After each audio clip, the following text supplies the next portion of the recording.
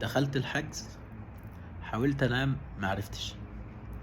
فكرة ان انت تكون في مكان والباب يتقفل عليك وما تعرفش ان الباب ده هيتفتح امتى، فكرة مزعجة جدا. ايه مصيري؟ مش عارف. وامي دلوقتي بتفكر في ايه؟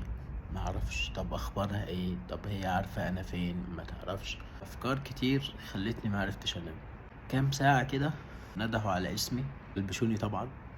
رحت على اسم النزهة، من اسم النزهة رحت رايح على نيابة النزهة.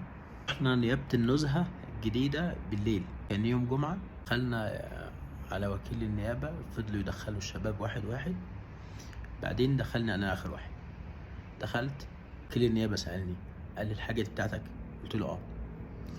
قال لي تحب تطلع من هنا ولا تطلع من الاسم؟ قلت له اطلع من هنا. قال لي خد باسبورك وتفضل مع السلامة. اخدت الباسبور، رحت المطار علشان اخد الامانات بتاعتي. اول ما وصلت المطار كان الشيفت اتغير. اول ما دخلت، السلام عليكم، انا عايز اخد الامانات بتاعتي.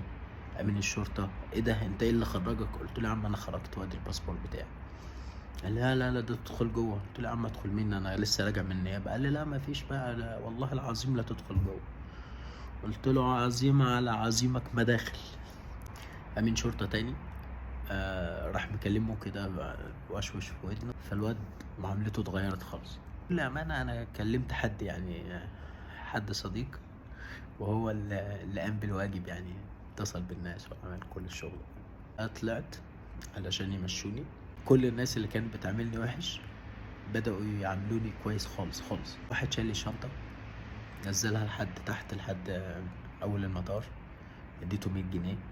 واحد قال لي الحمد لله على السلامة، خد 50 جنيه.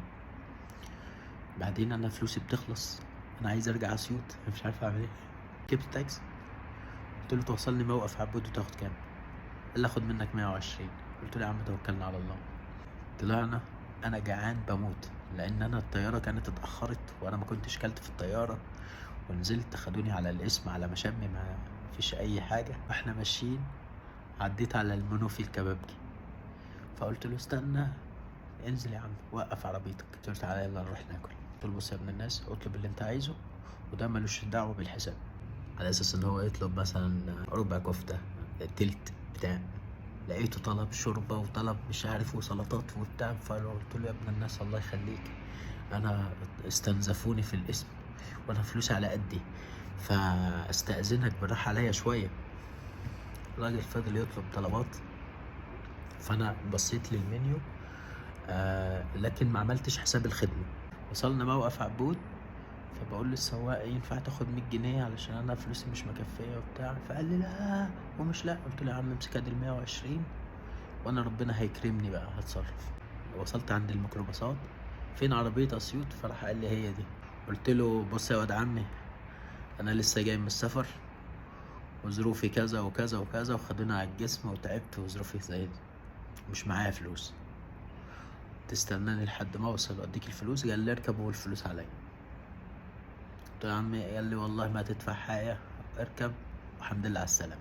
وصلت اسيوط، لقيت صاحبي وحبيبي انتظرني في الموقف على احر من الجمر.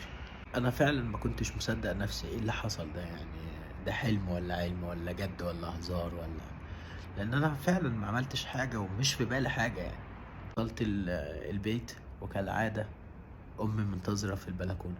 رجوعي المرة دي حسسني فعلا بمعنى الوطن. الوطن اللي حسيت فيه بالأمان وسط أهلي وصحابي وفي منطقتي. حسيت إن كلمة وطن كلمة واسعة قوي، وإن منطقتي هي الوطن. في المحنة دي ما وقفش حد جنبي غير صحابي. كان ده فعلا أول جميل ما أقدرش أرده، يفضل على الراس الذاكرة، ما يتنسيش العمر كله.